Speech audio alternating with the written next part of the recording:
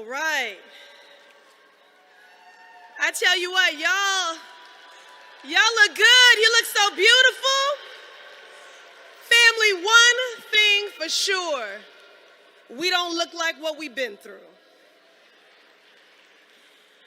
But what a gift to be proximate to and to be immersed in Black brilliance, Black joy, and Black power as the city of Boston plays host to the NAACP convention for this 114th convening. Now, I have to say, as a proud member of the Boston branch of the NAACP and a lifetime member of the NAACP, I want to thank Tanisha Sullivan, Michael Curry. I want to thank Chairman Russell. I want to thank every single branch. But of course, I'm biased to the Commonwealth. So shout out to Boston, to Cambridge, to Brockton, to Springfield, and to Randolph. Thank you all for joining us for this very special weekend and for the work that you do day in and day out. All the board members, all the members, all the volunteers who made today possible. We thank you. The Boston we are today is far from the Boston of 1982, the last time we hosted this convention. As the first Black woman and person of color elected to represent Massachusetts in the House of Representatives, I am so very humbled to be a testament to the change that we have created since 1982. Now, I'm certain even the ancestors in their wildest dreams could never have predicted that the city of Boston would be represented in the halls of Congress by an unapologetically Black, bald Black woman. But it is because of them, and I'm grateful that I can show up in the world fully, authentically, and unapologetically as myself.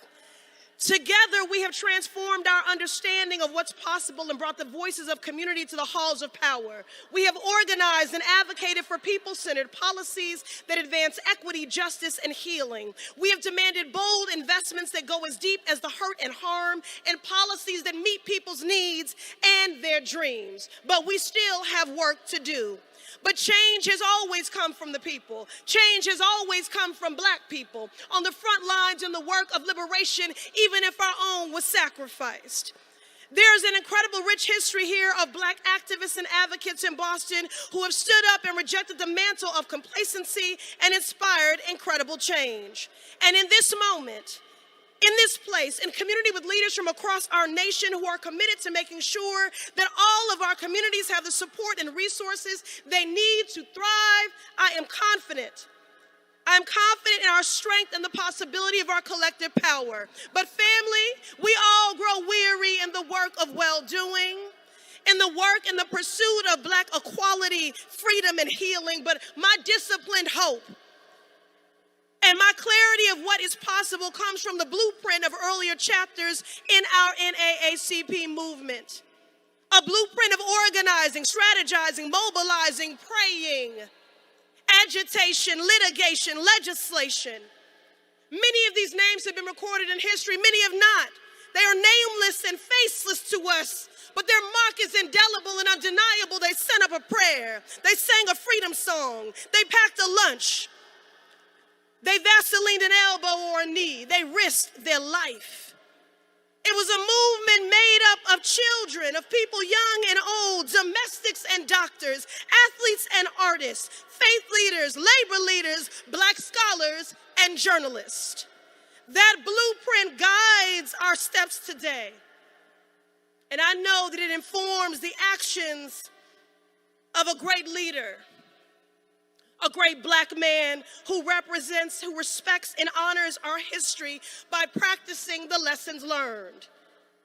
A former president of the Mississippi NAACP and vice chair of board of directors.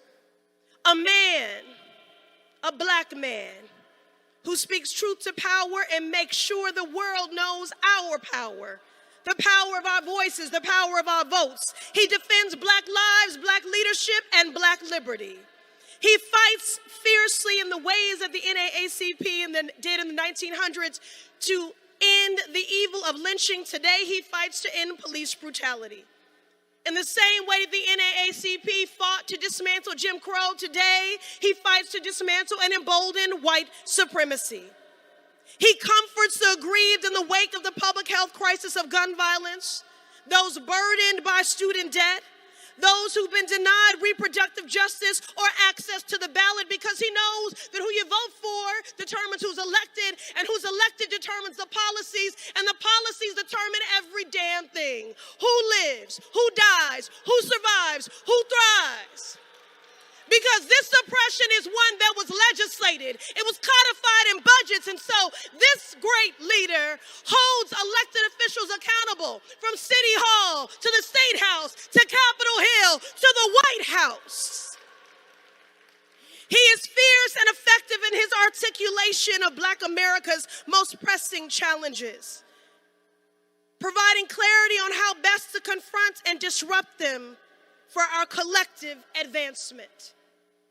I am grateful to this lawyer, to this humanitarian, to this leader. There is no one better to lead us in these righteous fights. When we fight, when we organize, we win.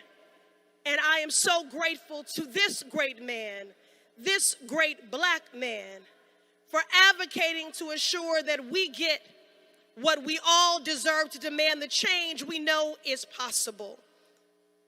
Ladies and gentlemen, NAACP, our 19th president and CEO, Derrick Johnson.